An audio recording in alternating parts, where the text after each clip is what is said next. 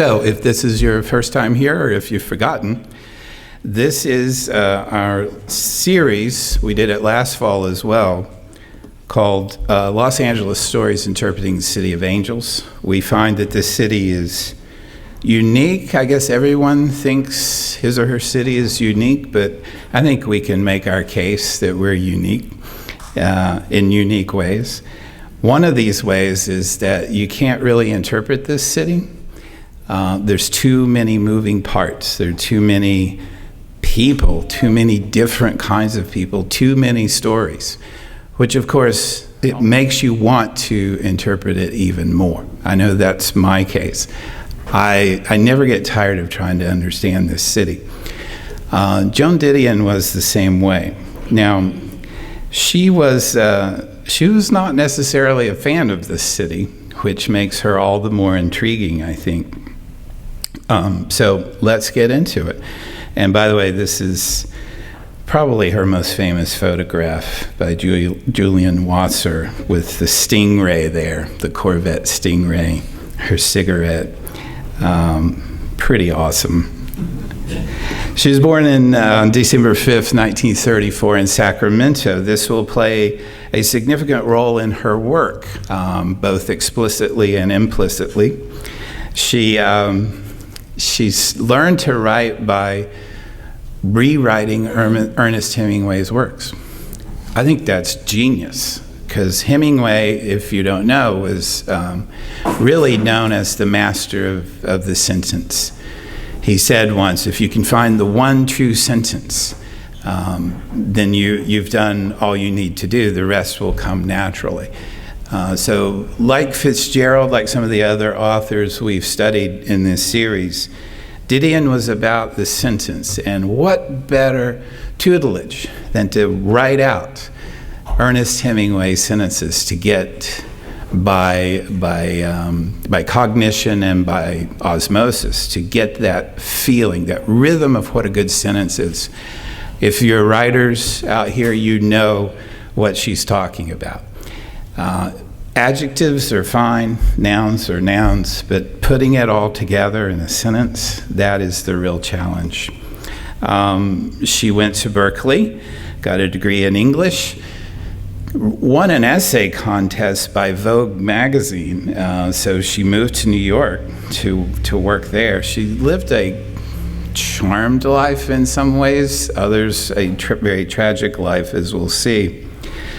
So this was a research assistant job right out of college at Vogue, and she ends up writing many of her pieces for Vogue over the years, and eventually worked her way up to associate features editor. She meets John Gregory Dunn in New York, publishes her first novel, Run River, around this time too, 1963. And they moved to Los Angeles in 1964 from New York. And they adopted a daughter they named Quintana Roo after the state in southern Mexico. All of this is going to come to play in her work, as you will see soon. And these are her works. First volume of essays that we're going to go over tonight in a little detail is Slouching Towards Bethlehem, 1968. Not what you'd probably think. She starts out the essay Slouching Towards Bethlehem begins in Haight-Ashbury in 1967, I want to say. What a place to be and a time to be there, right? She's not impressed. In fact, she's a little worried about what she sees at the Haight in the late 60s. And she doesn't find a lot of substance. Substances, yes, but not substance in the people she talks to. Her second novel, Play It As It Lays, comes out in 1970. And we'll talk about that a little bit. It's kind of a Hollywood novel, and we've seen a few of those in our series, but unique, as we'll see, told from the perspective of a woman in Hollywood, and really what it does to her, what the city does to her. She writes 4 screenplays, Panic in Needle Park. Do you know this, with Pacino? That was her. Play As It Lays, which I haven't seen, but did not get good reviews. A Star Is Born with Barbra Streisand. That's her screenplay. Up Close and Personal. Do you remember this, with Michelle Pfeiffer? That's her. And then she writes the White Album, 1979, that we'll go over a little bit. And then she's just really covered American culture and in fact, cultures of the Americas. She writes about Salvador, Miami, politics, really everything. And the husband, John, died in 2003, and it prompted her to write what many think is her best book, The Year of Magical Thinking, in 2005. A masterpiece, really, of 2 genres, of kind of grief and the memoir of grief, and also a kind of journalistic perspective on it. Really unusual. Won the National Book Award. Then in 2005, she lost her daughter, Quintana, as well, to acute pancreatitis. And she wrote a memoir about that called Blue Nights, published in 2011. So already you can see that she's going to write her way through her life, the good, the bad, the boring even. And there is, you've seen her oeuvre. All right, so let's get into Slouching Toward Bethlehem. There's some amazing photographs of Joan Didion. It's like a whole separate work of hers, is her look, I think. And look at that expression.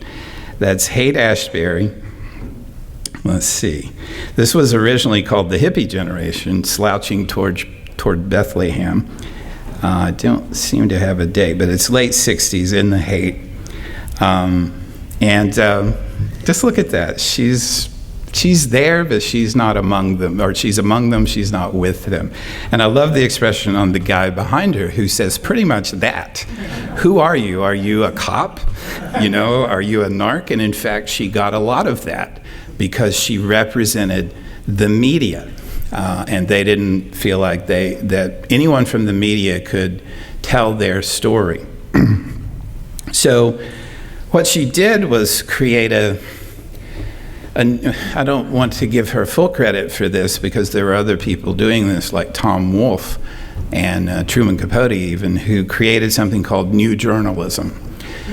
And you will know this so well that you probably don't even think of it as a separate thing. It's just journalism by writers, right? And I mean that in the sense that it's journalism by creative writers, and they use that creative license in the journalism.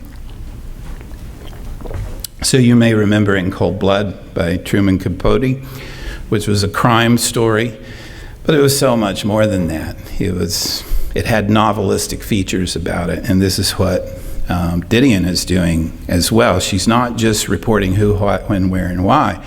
She's observing. She's making novelistic insights on the people. She's making judgments, which you're not supposed to do as a journalist, or at least back then, before fake news. But it's just much better writing. Just by definition, that's not a knock on journalists. It's writing that engages the creative aspect more. This is Louis Manon, the great literary critic, who says, Slouching Towards Bethlehem is not a very good piece of journalism. He's right, it's not, but it's a very good piece of writing. Didion did no real interviewing or reporting. The hippies she tried to have conversations with said groovy a lot and recycled flower power cliches. The cops refused to talk to her, so did the diggers, who ran a sort of hippie welfare agency in the Haight. The diggers accused Didion of, quote, media poisoning, unquote, by which they meant coverage in the mainstream press designed to demonize the counterculture. Thankfully, that doesn't happen anymore. So yes, she is, I think one of the amazing features of Didion's work is that she is naked before the reader. She doesn't hide anything that I can tell. So about this time and about this essay, which is the eponymous essay in Slouching Towards Bethlehem, she says, "There is always a point in the writing of a piece when I sit in a room literally papered with false starts and cannot put one word after another. And I imagine that I've suffered a small stroke, leaving me apparently undamaged, but actually aphasic. I was, in fact, as sick as I've ever been in writing Slouching Towards Bethlehem. The pain kept me awake at night, and so for 20 and 21 hours a day, I drank gin and hot water to blunt the pain and took dexedrine to blunt the gin and wrote the piece." I don't know if any of you writers can sympathize with that feeling. She also, again, very nakedly says, quote, "I would like for you to believe that I kept working out of some sense of real professionalism to meet the deadline, but that would not be entirely true. I have a deadline, but it was also a troubled time, and working did to the trouble what gin did to the pain. What else is there to tell? I'm bad at interviewing people. I avoid situations in which I have to talk to anyone's press agent. I do not like to make telephone calls and would not like to count the mornings I have sat on some Best Western motel bed somewhere and tried to force myself to put through the call to the assistant district attorney. My only advantage as a reporter is that I'm so physically small." She was about 5 feet, I think. Is about 5 feet. "So temperamentally unobtrusive and so neurotically inarticulate that people tend to forget my presence, and that my presence runs counter to their best interests, and it always does. This is one last thing to remember. Writers are always selling someone out."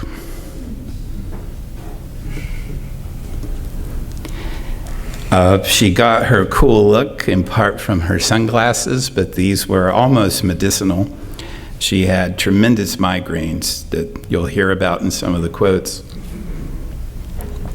But that's kind of Joan's life in a way, I think. She's just trying to take care of these immediate needs right here, this migraine, but to the world she projects this essential coolness. Now, in Slouching Towards Bethlehem, by the way, you know that line, right? It comes from Yeats' Second Coming poem. What great beast slouches toward Bethlehem waiting to be born? The sinner cannot hold that line, that poem. That's what she saw in the Haight in San Francisco in the late 60s. It was not a good vision. It was an apocalyptic vision. But my favorite piece in this volume is Some Dreamers of the Golden Dream. And if you don't know this piece, or if you don't know Didion, I would recommend you start here. It is an amazing piece of reportage that is one of the most poignant and powerful tragedies I've ever read. Aeschylus has nothing on Joan Didion. So this centers on a woman in San Bernardino named Lucille Miller. And let me just let you hear Didion's voice on this. So she says, Banyan Street was the route Lucille Miller took home from the 24-hour Mayfair market on the night of October 7th, 1964. Now remember, this is journalism. A night when the moon was dark and the wind was blowing and she was out of milk. And Banyan Street was where, at about 12:30 a.m., her 1964 Volkswagen came to a sudden stop, caught fire, and began to burn. For an hour and 15 minutes, Lucille Miller ran up and down Banyan calling for help, but no cars passed and no help came. At 3 o'clock that morning, when the fire had been put out and the California Highway Patrol officers were completing their report, Lucille Miller was still sobbing and incoherent, for her husband had been asleep in the Volkswagen. What will I tell the children when there's nothing left in the casket? She cried to a friend who had called to comfort her. How can I tell them there's nothing left? Now, you've got the makings of a story there, and it goes on. There's more than just Lucille probably killing her husband. There are other affairs involved. But Didion takes this and makes this a rumination on California. And in fact, Jennifer MacDonald, a critic in the New York Times Book Review, writes this: by the time Didion gets to San Bernardino in her narrative, it is a byproduct of people's insisting that they could settle an inhospitable country. Wait a minute, what? This woman killed her husband because you shouldn't live in Los Angeles? Basically, yeah.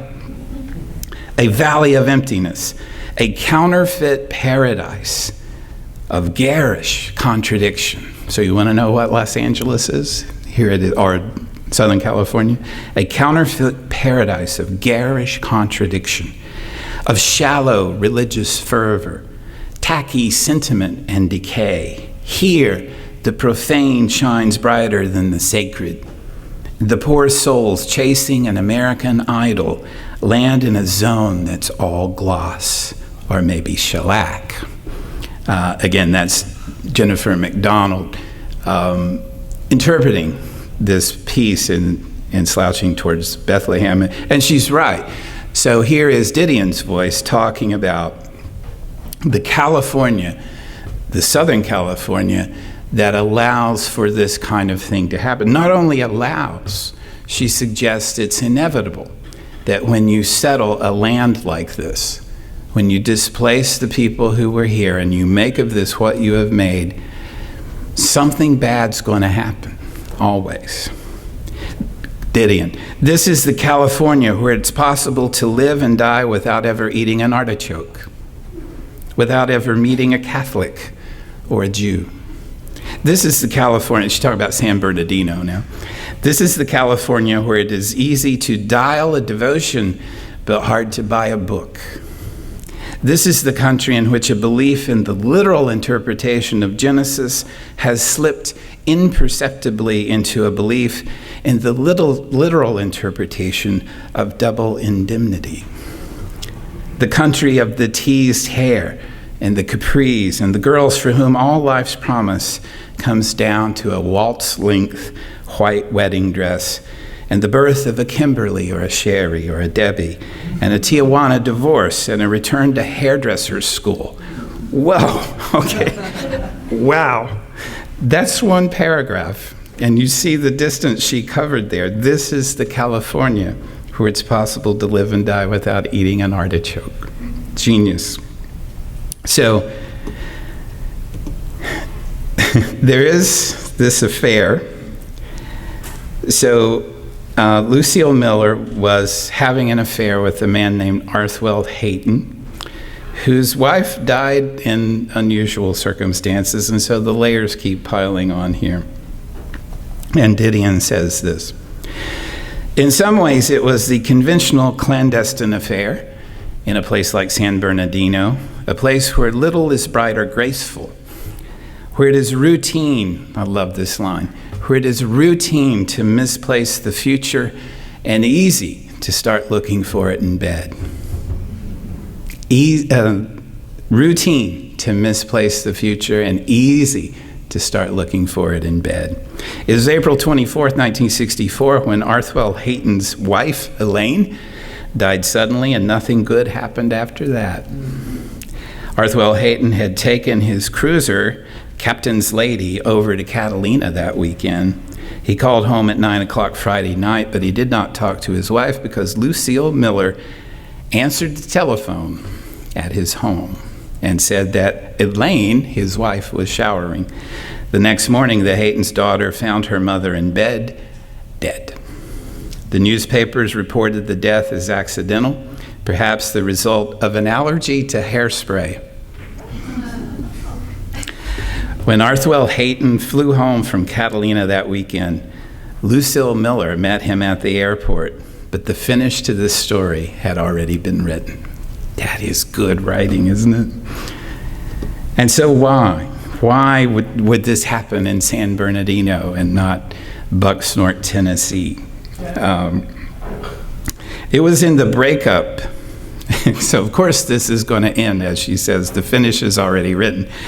It was in the breakup that the affair ceased to be in the conventional mode, such as that was conventional, and began, I love this, and began to resemble instead the novels of James M. Cain, the movies of the late 1930s, all the dreams in which violence and threats and blackmail are made to seem commonplaces of middle-class life. And we saw that when we talked about James M. Cain's work. What was most startling about the case was that the state of California, startling about the case that the state of California was preparing against Lucille Miller was something that had nothing to do with the law at all, something that had never appeared in the 8-column afternoon headlines, but was always there between them. The revelation that the dream was teaching the dreamers how to live. Let me repeat that. So we've got this horrendous, it's not even a love triangle, it's a quadrangle, it's a rectangle. And she deduces from this that this is about the failure of the American dream as it is incarnate in Southern California. The revelation that the dream was teaching the dreamers how to live. Or as she says in the beginning, this is a story about love and death in the Golden Land. And it begins with the country itself. Wow.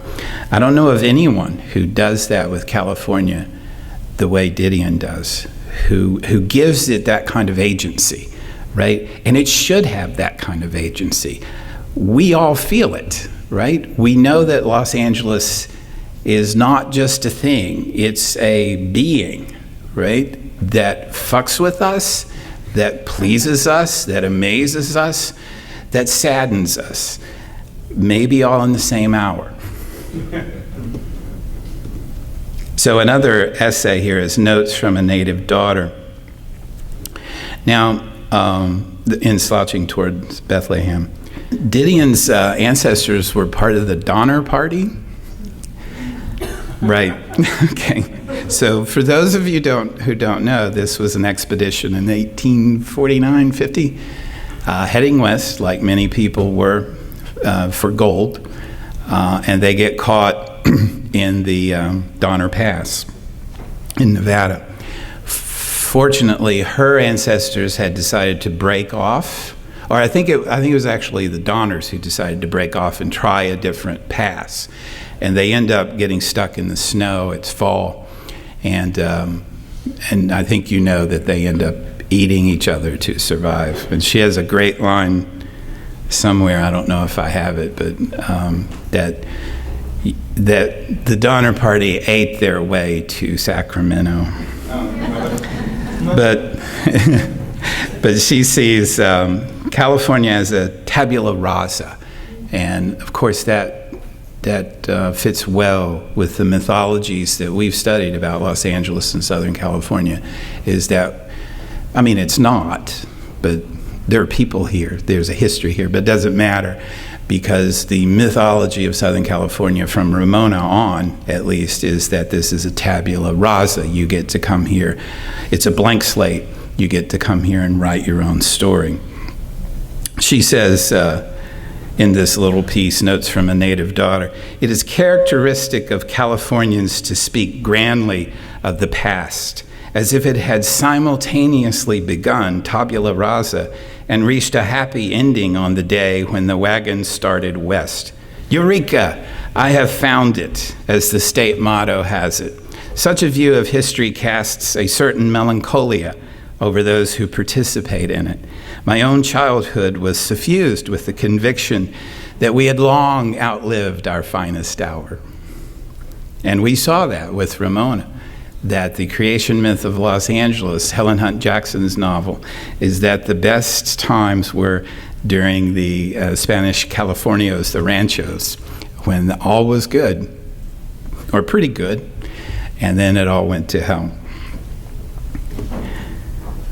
California, she continues, is a place in which a boom mentality and a sense of Chekhovian loss meet in uneasy suspension. If you tell me I only have a dozen words to describe California, those are my words, right? A place in which a boom mentality and a sense of Chekhovian loss meet in uneasy suspension, in which the mind is troubled by some buried but ineradicable suspicion that things had better work here, because here, beneath that immense bleached sky, is where we run out of continent.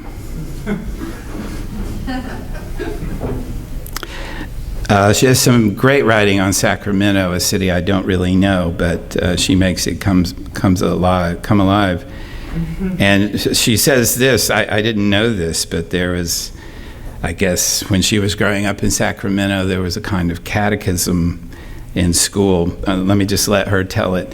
When I think now of those winters in Sacramento, I think of yellow elm trees wadded in the gutters outside the Trinity Episcopal Pro Cathedral on M Street. There are actually people in Sacramento now who call M Street Capitol Avenue, and Trinity has one of those featureless new buildings. But perhaps children still learn the same things there on Sunday morning. Question: in what way does the Holy Land resemble the Sacramento Valley? Answer: in the type and diversity of its agricultural products. This was a catechism. Can you imagine growing up with that, where you connect quite literally the Holy Land with the Sacramento Valley? Amazing. And I love this line. I don't know if you've experienced this after you've been away. Going back to California is not like going back to Vermont or Chicago. Vermont and Chicago are relative constants against which one measures one's own change, right? So you go back to your hometown or a town you've lived in and you measure the change in you. Didion says, all that is constant about the California of my childhood is the rate at which it disappears. So you are the constant in the California equation, and California keeps changing. It's hard to find California now, she writes. Unsettling to wonder how much of it was merely imagined or improvised, right?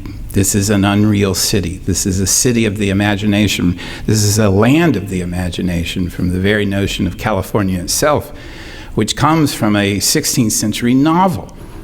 And they named it California, and of course they came and looked for the place in the novel, but nobody thought to say, hey, it's a novel. We made this place up. Doesn't matter.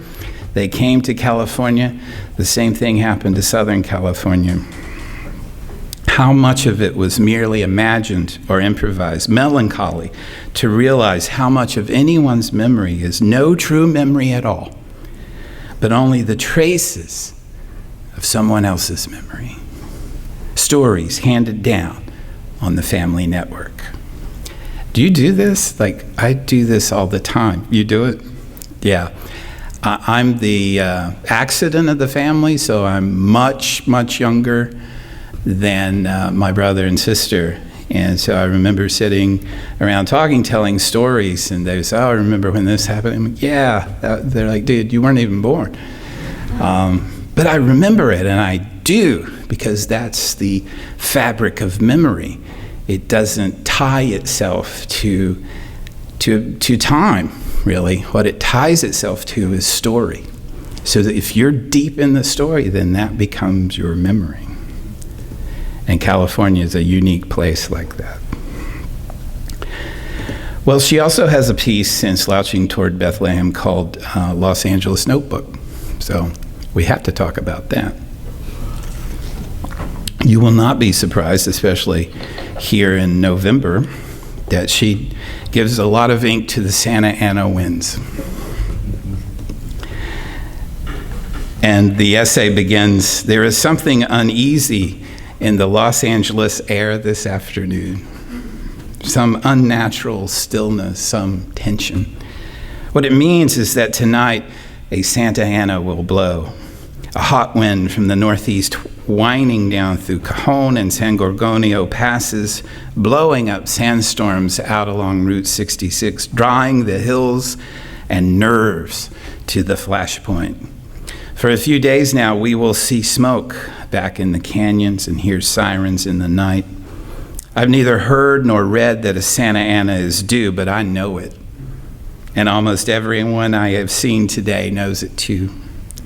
We know it because we feel it. The baby frets, the maid sulks. I rekindle a waning argument with the telephone company. Right? It's time to fight when the Santa Anas blow. And then I cut my losses and lie down, given over to whatever it is in the air, because you have to give up eventually. To live with the Santa Ana is to accept, consciously or unconsciously, a deeply mechanistic view of human behavior."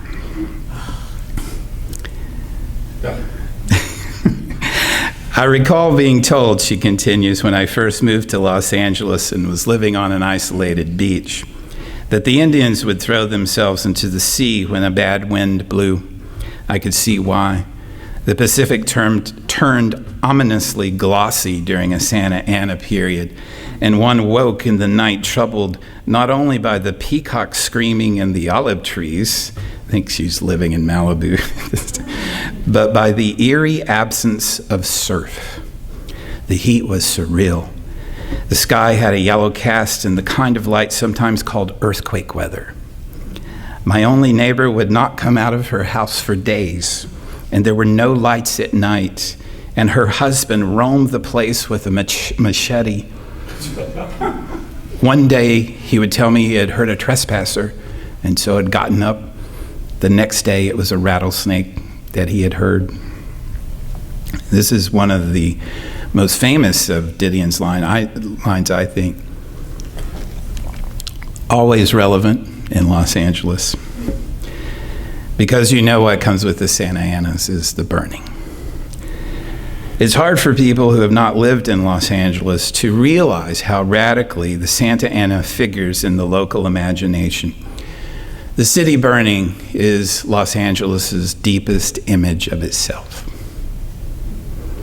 Mike Davis will say something similar. Raymond Chandler, that she quotes actually, has similar lines about the Santa Anas where he talks about housewives in the kitchen touching the edge of a sharpened knife and thinking about their husbands' necks. I butchered that. Butchered, see? The city burning is Los Angeles' deepest image of itself. Nathaniel West perceived that in The Day of the Locust. If you know that novel, you know that's how it ends. And at the time of the 1965 Watts riots, and we might add the 1992 riots, what struck the imagination most indelibly were the fires. For days, one could drive the Harbor Freeway and see the city on fire, just as we always known it would be in the end. Los Angeles weather is the weather of catastrophe, of apocalypse. And just as the reliably long and bitter winters of New England determined the way life is lived there, so the violence and unpredictability of the Santa Ana affect the entire quality of life in Los Angeles, accentuates its impermanence, its unreliability. The wind shows us how close to the edge we are. She didn't go there, but I think we could go there, that the next step in that is a broadened religious imagination, which we can talk about if you want. And these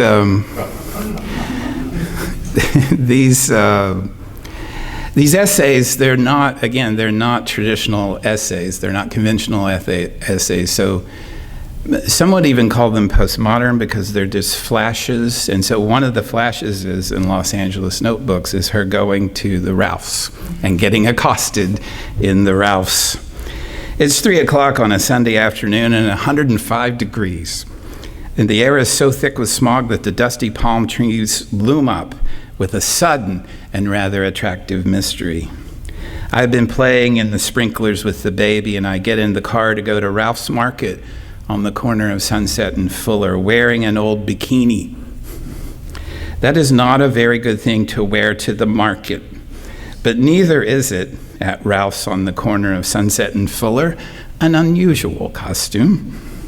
Nonetheless, a large woman in a cotton muumuu jams her card into mine at the butcher counter. "What a thing to wear to the market," she says in a loud but strangled voice. Everyone looks the other way, and I study a plastic package of rib lamb chops. And she repeats it. "What a thing to wear to the market." She follows me all over the store, to Junior Foods, to the dairy products, to the Mexican delicacies, jamming my cart whenever she can. Her husband plucks at her sleeve. As I leave the checkout counter, she raises her voice one last time. What a thing to wear to Ralph's." And that too is Los Angeles, or at least Malibu. So her second novel is Play It As It Lays in 1970. It's a dark novel, again, different writing techniques, unreliable narrator. You have to build the plot from these snatches of narrations, third person, first person. It's basically the story of Mariah Wyeth, who grew up in Reno, near Las Vegas, and her father loved to gamble. And so all Mariah knew was that she wanted to leave the desert. So she ends up from Reno, or actually a little even smaller town. She ends up in Beverly Hills, married to a man named Carter, who's a filmmaker. And, she gets what she wants. She gets to be an actress. She gets even a lead in Carter's 2 films. They have a daughter named Kate. Kate lives in a mental institution, and they don't get to see her much, but when they do, the visits are very emotional and traumatic. And so to deal with all this, including her disaffection with the Hollywood life and with her husband Carter, and with life in general, the alcohol, the drugs, the parties in Hollywood, she falls back on her father's advice in gambling, to play it as it lays. In other words, don't expect too much from what life has dealt you. If you overplay your hand, things are only going to get worse. And again, not an uplifting novel. Mariah's only solace, such as it is to drive the freeways. Because there she's alone, first of all, and yet she's moving as opposed to being in the hospital or being in her home. And there's this sense of something happening, but it's really not anything. Still, it's as close as she can get. There's a lot of tragedy and loss in the novel, but you can read it for yourself. It has one of the great opening lines. What makes Iago evil? Some people ask, I never ask.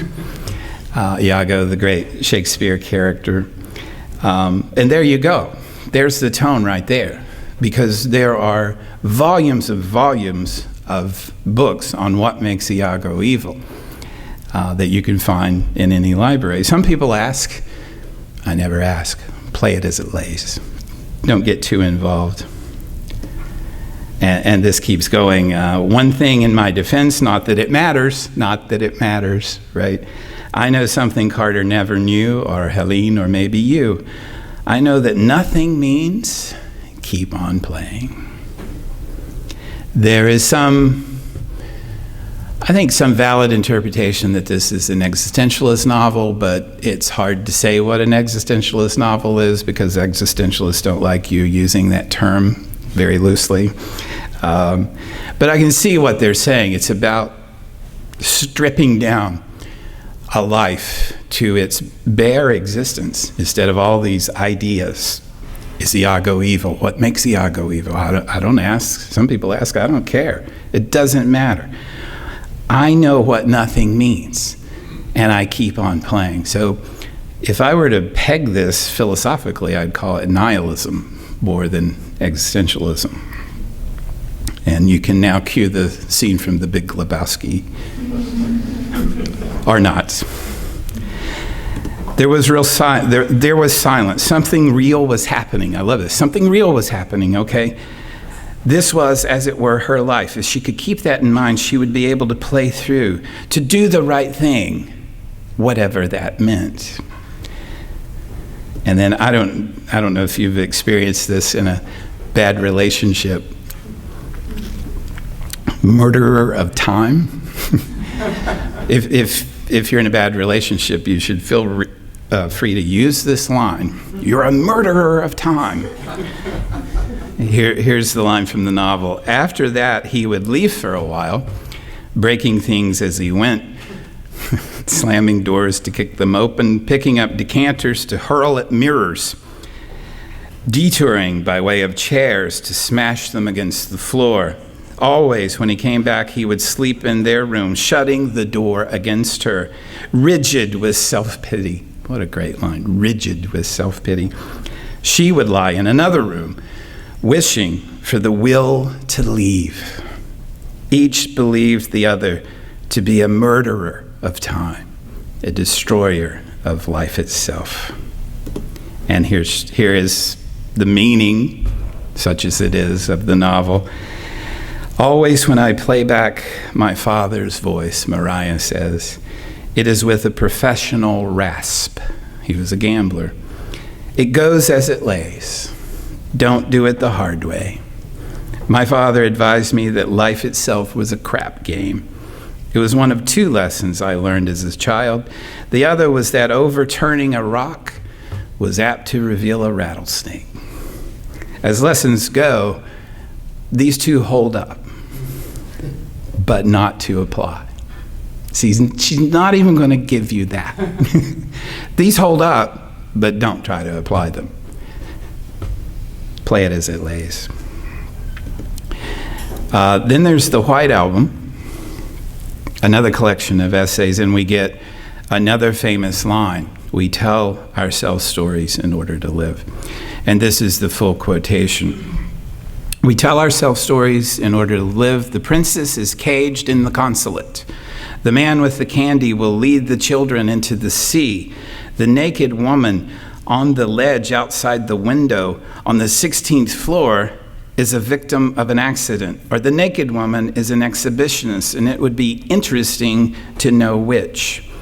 We tell ourselves that it makes some difference whether the naked woman is about to commit a mortal sin, or is about to register a political protest, or is about to be, the Aristophatic view, snatched back into the human condition by the fireman in priest clothing, just visible in the window behind her, the one smiling at the telephoto lens.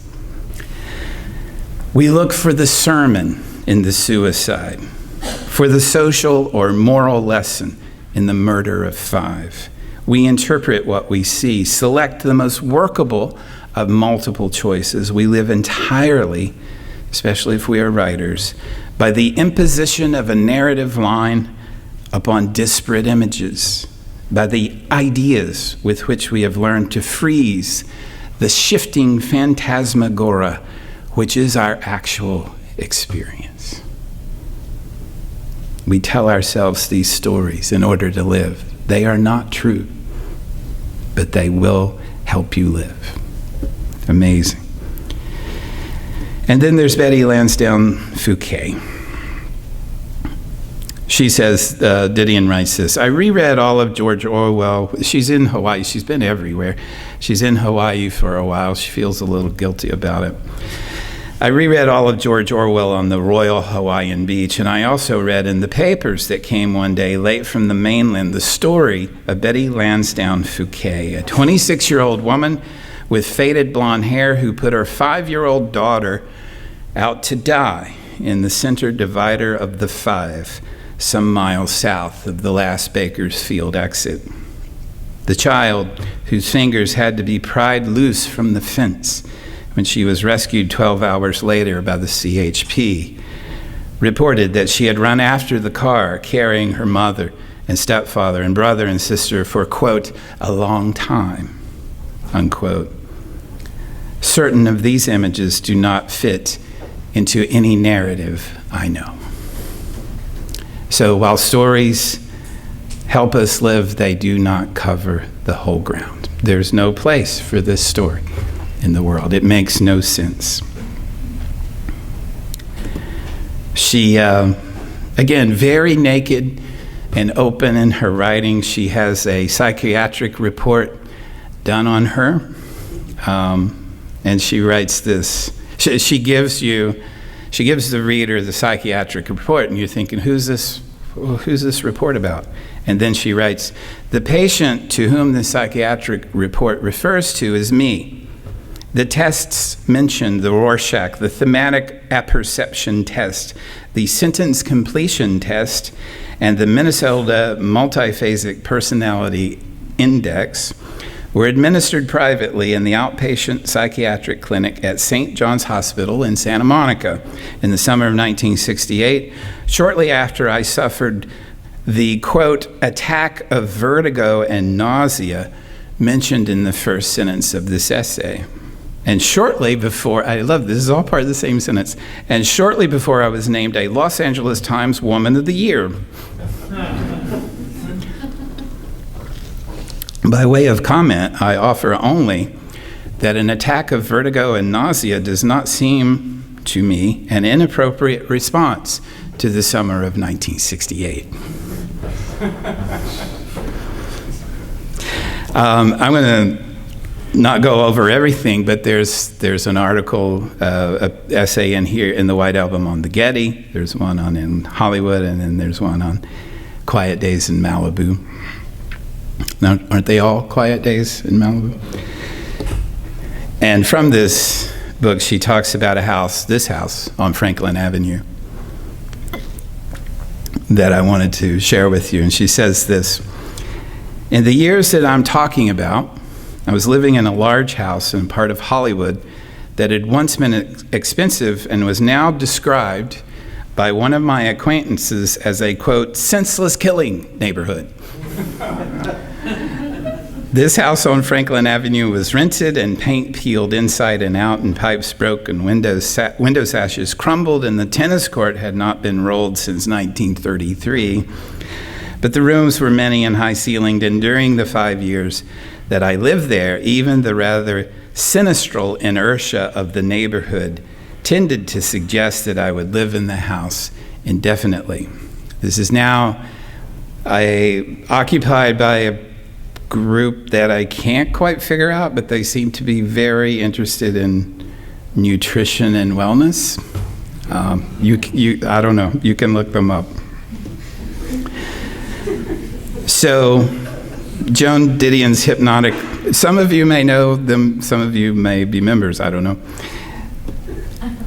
The Donner Party. This marked. I mean, it was 1850, but this marks her. And you can hear it. You can hear it occasionally in her writing, that her ancestors, that she got here, they got to this place by virtue of a tragedy. They ate their way to Sacramento. This seems to stay with her throughout all of her writing, all of her work. Sacramento is an important part of her writing. She was in a landed class there and did fairly well, was fairly well off. This has actually been leveled as a criticism of her, but I don't quite understand it. I think confusion is a feature of Joan Didion's Hypnotic Los Angeles. this is a writer who's confused, and she's able to articulate that confusion, which is a pretty amazing thing if you think about it, right? To articulate your confusion. And she says at one point, I write because I don't understand something and I want to figure it out, right? Instead of, imagine how many people sit down to write because I have something to say. I have ideas, here they are. She's like, I don't understand this. Let me write about it. And the freeways. You're going to hear her talk in just a minute about the freeways, and she's as good as Rayner Banham on the freeways and what they mean to Los Angeles. She was also always concerned from the hate era, San Francisco, late 60s, with what she called hyper-inauthenticity. I would love to hear what she thinks now about hyper-inauthenticity. She would say she saw the beginnings of it in the hippie movement, in the anti-war movements, in the Summer of Love. He sent a lack of depth in people who were simply repeating mantras without understanding what they meant as a kind of ritual initiation into a group of people they wanted to hang out with. And that's pretty much all they knew. Again, she was published initially in the National Review because they loved this stuff, right? They loved this critique of the hippie movement. And I don't know if you know this film. I hadn't heard of it until I was doing this research. It's called Shotgun Freeway. Oh, you know this. Okay, well, you're more enlightened than I am. So forgive me if the director's here. He's been here before. I cut up your film terribly. So I cut out everyone who was not Joan Didion. And this is about 5 minutes where you get to hear Joan Didion in this amazing film talk about Los Angeles.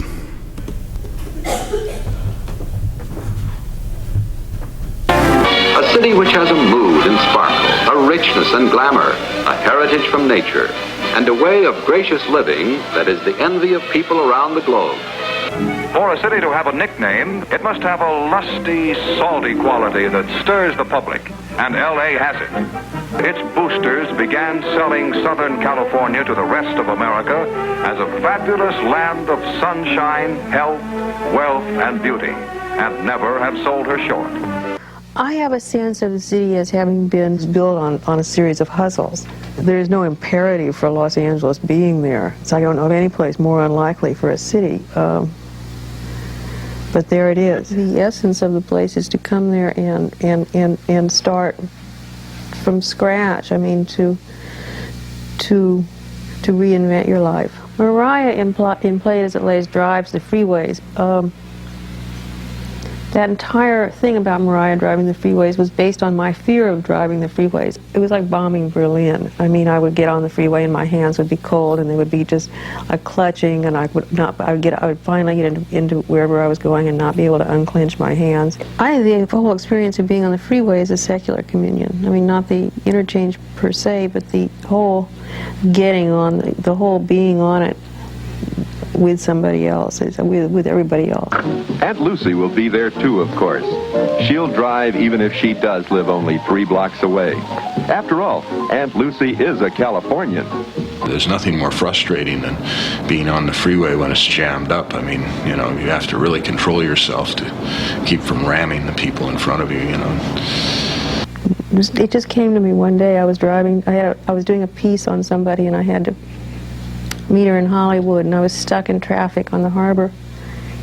And I thought, there I was alone in the car. I thought, is this all? This is, and then suddenly it came to me. This is all. This is it. This is the experience. And after that, it was. And after that, I loved it there. Plant closes one place, in some place you've never been, like Van Nuys or wherever, and you're going to begin to feel it every place else in the county, because somebody does business with somebody who does business with somebody who used to do business in Van Nuys. So you've got a whole chain of related dependencies, which nobody realized because everybody thought they were so independent. An entire working class was reinvented as a middle class in Southern California. A lot of towns which were essentially built on post-war industry. We're middle class. We're apparently middle class communities, but they weren't made up of traditional middle class citizens. They were made up of people who were basically workers on the line in factories. The ability of Los Angeles was fueled by money. There were jobs. There was an unlimited future. I mean, the whole experience of being in Los Angeles is very extreme. I mean, it is violent. It's always on the edge of something dramatic happening. It is either going to rain for 40 days, or it is going to catch on fire and burn 4 counties, or it is going to do something to you almost immediately. The big question I always have in my mind is does it matter? I mean, I think what you have to struggle with in Los Angeles all the time is this apprehension of meaninglessness. You quite rapidly come to realize in Los Angeles that most of the stories people tell themselves in other places that make their lives seem meaningful are simply stories. They're sentimental. This is the land of the rainbow's end, where outdoor pageantry enraptures the soul, where man lives longer and better and breathes the air of a newfound world. Those who know her best, from Pueblo to great city, have no doubt success is her pattern. This is L.A. This is America.